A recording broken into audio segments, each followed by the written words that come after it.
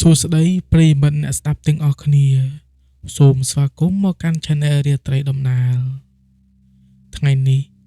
ខ្ញុំលើករឿងរ៉ាវមន្តអាគមដាក់ស្នេហ៍បែបរស់រាលអាកំបាំងមួយជូនអ្នកទាំងអស់គ្នានៅជើងព្រំត្បែងភាគខាងត្បូងមានផ្ទះឈើប្រាក់ស្លឹកសំរុំមួយឬគេហៅថាអាស្រមដែលសង់ក្រោមលប់ឈើត្រឈឹងត្រជ័យនៅទីនោះជាលំនៅរបស់តាបោះម្នាក់នៅចំកណ្ដាលផ្ទះមានរៀបអាសនៈ7ថ្នាក់ធំមួយដែលមានអុជទៀនធូបមិនដាច់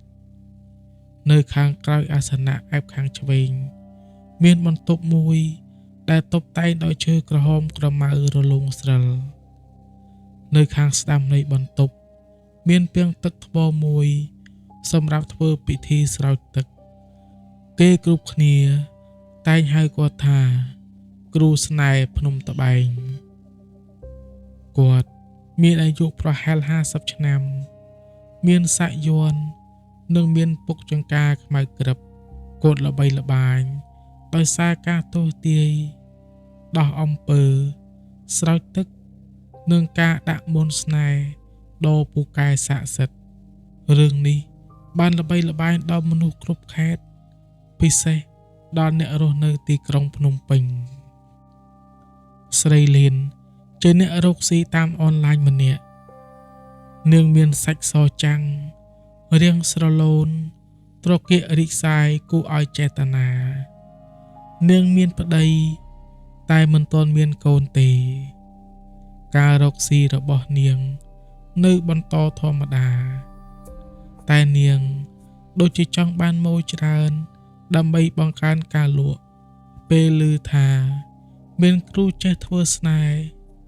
ទាក់ទាញចិត្តមនុស្សបែបនេះធ្វើឲ្យស្រីលៀនចាប់អារម្មណ៍ហើយនឹងចង់សាកមើលម្ដងស្អែកឡើងនាងធ្វើដំណើរទៅផ្ទះគ្រូភ្នំត្បែងពីរនាក់អុំអ្នកបើកឡានតែប៉ុណ្ណោះនាងស្លៀកខោជើងធំរលុងខ្លីនិងអាវដៃយឺតក៏អាវធំ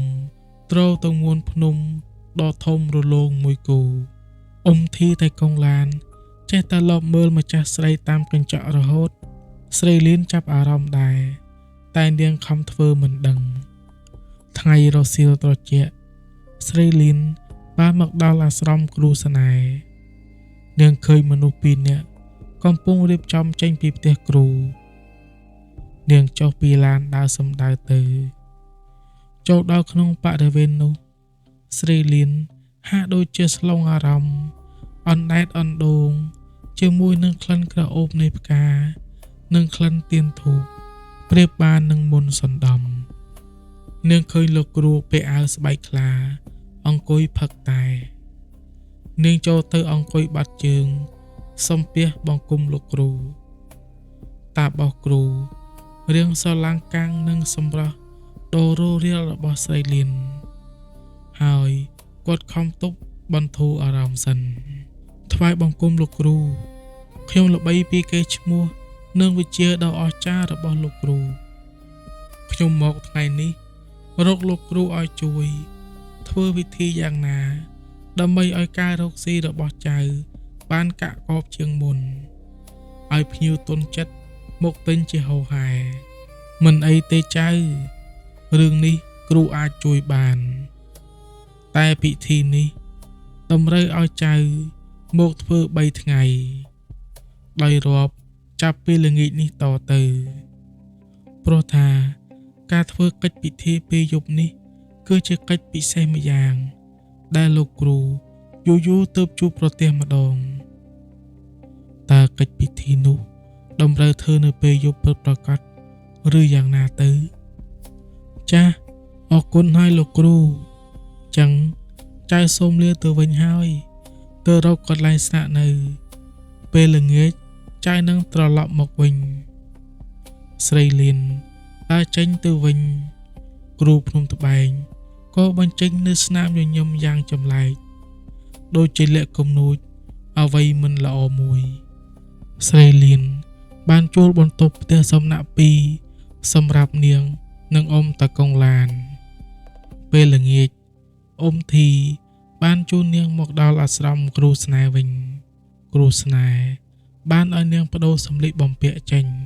ដោយរុំក្រណាត់សទន់ល្មើយនិងពាក់អាវពណ៌សស្ដើងដែលឆ្លុះដល់សាច់និងមិនតម្រូវឲ្យពាក់ខោអាវក្នុងទេស្រីលៀនបានផ្លាស់ប្ដូរសម្លៀកបំពាក់ទាំងស្ទាក់ស្ទើរក្នុងចិត្តផ្លាស់រួចហើយនឹងមកអង្គុយបត់ជើងមុខអាសនៈគ្រូស្នេហ៍អង្គុយពេនភ្នែនពីក្រោយនាងហើយបានចាប់ផ្ដើមធ្វើពិធីលោកគ្រូសូត្រមន្តគាថាបាលីរងំរកតែស្ដាប់មិនចង់បានសូត្របណ្ដើរគ្រូយកដុំក្រមូនត្រជាក់មួយដុំលុញលើកញ្ចឹងកស្រីលៀនបណ្ដើរបណ្ដាលឲ្យនាងភ្ញាក់បន្តិចគ្រូស្នេហ៍លុញក្រមូននោះពីលើចុះក្រោមពីឆ្វេងទៅស្ដាំព្រមទាំងផ្លុំខ្យល់ដាក់គុំត្រជាក់ស្រីលៀនទៀតផងបណ្ដាលឲ្យនាងមានអារម្មណ៍ស្រើស្រើបព្រឺសម្បុរខ្ញាគ្រូធ្វើកិច្ចពិធីនេះប្រហែលកន្លះម៉ោងបន្ទាប់មកគាត់បានប្រាប់ឲ្យស្រីលៀនទៅកន្លែងស្រោចទឹកគ្រូស្នេហ៍អុជធូបមួយក្តាប់ហើយយកជើងធូបកូរវឹកទឹកមុនព្រមជាមួយការសូត្របាលីអារ៉ើបចំនួន3មេលោកគ្រូដងទឹកមួយផ្តិលដោយទៀងផ្កាម្លិះផងមកស្រោចស្រពតិចលើដងខ្លួនស្រីលៀននាងចាប់ផ្ដើមព្រឺសម្បុរព្រោះទឹកមុនត្រជាក់ដូចជាទឹកកកអាវក្រណាត់សស្ដើងពេលត្រូវទឹកបានរឹបរូតដងខ្លួនស្រីលៀនឲ្យដិតដាមឃើញសាច់សខ្ចីលោកគ្រូស្នេហ៍យកក្រមូនមកញីពីលើក្បាលនាងញីពីក្បាលរហូតដល់កញ្ចឹងកហើយគាត់លោកដៃតាមស្មាខាងមុខមកដាក់លើទ្រូងនាងគ្រូស្នេហ៍លាបាត់ដៃខ្ទប់ក្រមូនមិនឲ្យធ្លាក់ហើយលុញលើទ្រូងឆ្វេងស្ដាំពីលើចុះក្រោមសពគ្មានសល់ធ្វើឲ្យស្រីលៀនដៃកំពុងរងាកើតមានកម្ដៅក្តៅភីពេញខ្លួនអំណាចនៃក្លិនក្រអូបនិងដៃរវាមរបស់គ្រូបណ្ដាលឲ្យស្រីលៀនទន់ភ្នែកស្រពេចស្រពិលដោយត្រូវសណ្ដំពេលនោះគ្រូស្នេហ៍ប្រលេះលាវអាវនាងលោកដៃទៅស្ទាបសាច់រហូតដល់គល់ទ្រូងនៃភ្នំទាំងគូស្រីលៀនបិទភ្នែកទាំងមមីមមើនាងមានអារម្មណ៍ថាដៃរបស់នាងដូចជាកាន់វត្ថុរាងមូលវែងនាងក្តាប់របស់នោះសាប់តិចហើយដៃមួយគូដែលកំពុងស្ទាបនាងនោះដូចជាមកចាប់បោអាវនាងចេញនិងទាញឆ្លុកសំពត់សឲ្យរបូតធ្លាក់ហើយរបស់មូលវែងដែលនៅក្នុងដៃនាងចាប់ផ្ដើមរឹងត្រង់ភ្លឹងរបស់នោះបានរបូតពីដៃតម្រង់ទៅមាត់ល្អាងប្រឡោះផ្លូវនាងចាប់ផ្ដើមស្រពេចស្រពិលទៅមិនដឹងថានាងជួបរឿងអ្វីឡើយពេលស្រីលៀនដឹងខ្លួនឃើញថានាងកំពុងក្រាបលើខ្នើយរាងខ្ពស់ខាងមុខអាសនៈគ្រូនាងងាកទៅឃើញគ្រូស្នេហ៍កំពុងអង្គុយញញឹមដាក់នាងសំលៀកបំពាក់សដែលនាងបានស្លៀកហើយត្រូវសើមជោគនោះបានបដូរទៅជាខោអាវដែលនាងបានស្លៀកកាលពីល្ងាចមិញនាងឆ្ងល់ខ្លាំងណាស់តើមានអ្វីកើតឡើងឲ្យពិតប្រាកដទៅកិច្ចពិធីថ្ងៃនេះចប់ហើយចៅអាចត្រឡប់ទៅសម្រាកវិញបានស្រីលៀនបង្គំលើលោកគ្រូចេញមកវិញនៅតាមផ្លូវនាងនឹកឆ្ងល់មិនអស់ចិត្ត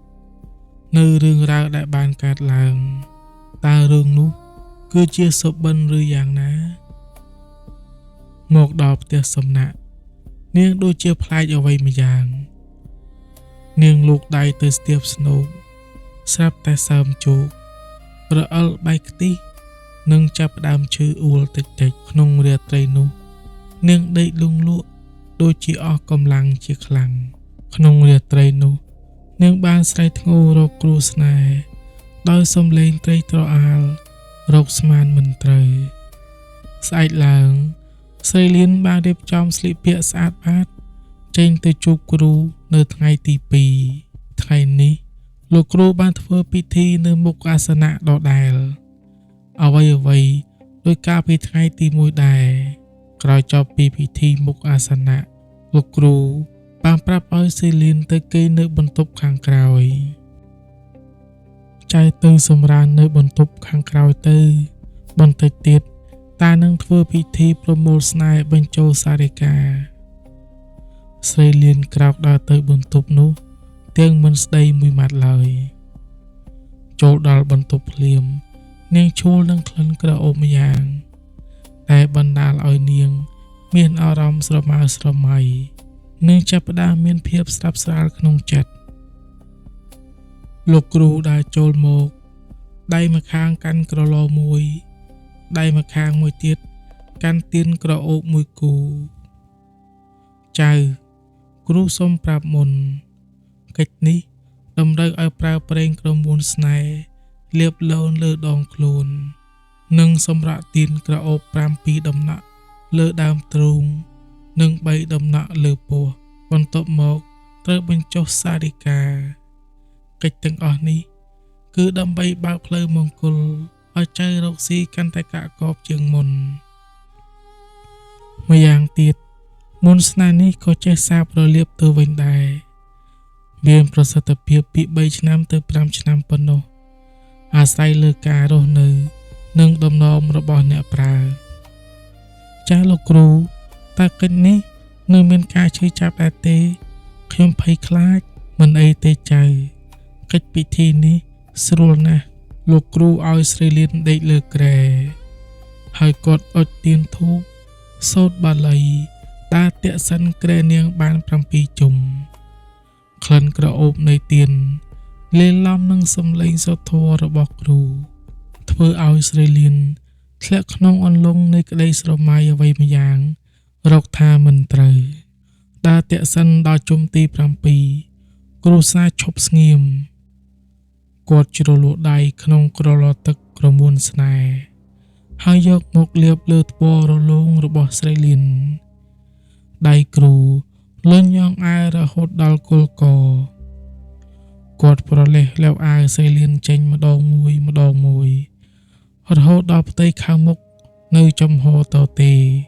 គាត់បន្ថែមទឹកមុនមួយក្បងដៃទៀត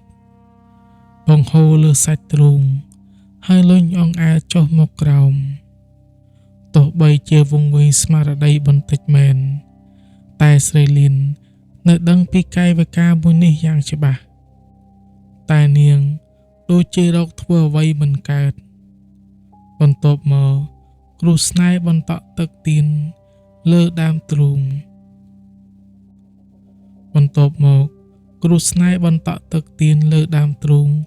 ចំនួន3ដំណាក់ហើយនឹងស្រាក់លើគល់ដោះមកខាង2ដំណាក់បន្ថែមទៀតបណ្ដាលឲ្យស្រីលៀនរង្គើខ្លួន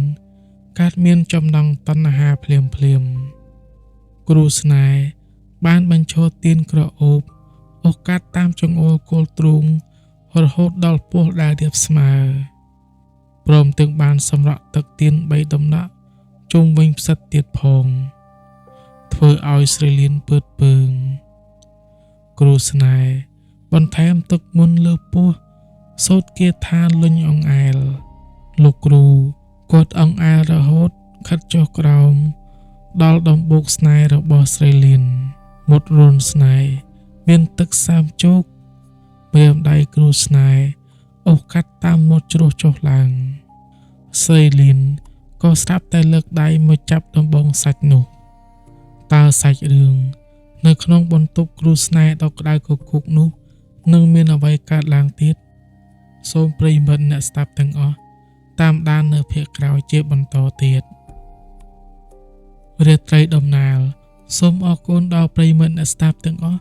ដែលបានតាមដានស្ដាប់ពីដើមដល់ចប់ជួបគ្នានៅវីដេអូនៅរាត្រីដំណាលសូមអរគុណដល់ប្រិយមិត្តទាំងអស់ដែលបានតាមស្ដាប់រឿងនេះ ជួបគ្នានៅសាច់រឿងបន្តក្នុងវីដេអូបន្ទាប់សូមប្រិយមិត្តទាំងអស់ជួយចុច like វីដេអូនិងជួយចុច subscribe channel យើងខ្ញុំដើម្បីជាកម្លាំងចិត្តតទៅមុខទៀតសូមអ្នកទាំងអស់គ្នាប្រកបដោយសេចក្តីសុខជម្រាបលា